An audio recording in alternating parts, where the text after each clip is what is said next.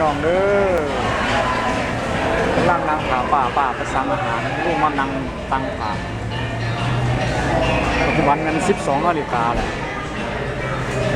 มีวันBlack Friday Black Friday 2015เลยแข่งก็หลายบางทีอีกชั่วโมงแน่นๆผ่านแฮมเบอร์เกอร์ด้วยยังน้อซื้อแม่งครับ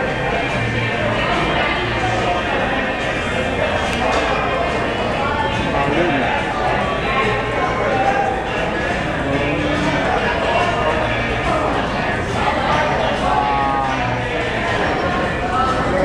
บีเบอร์เกอร์ผมไม่ยั้งแต่พี่น้องลืมเพราะว่าลืม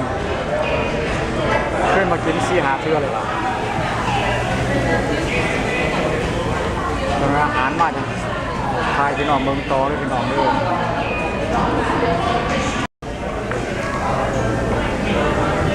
อาหารมาเลยพี่น้องด้วยเดียวชีคุณแค่ไฟพี่น้องเบอร์เกอร์นี่เบเกน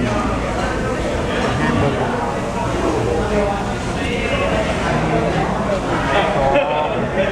3แท่งเลยพี่น้องเลยเกือบ19 เดือนท่านที่ลึกเลยเดี๋ยวนี้คนแน่นแน่มากเลย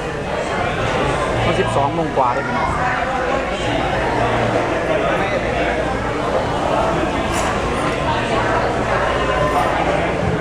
หม้อด้วยพี่น้องเลยหม้อกำลังไหลมากแรกไฟดีเด้มันโอเคได้พี่น้องเด้อ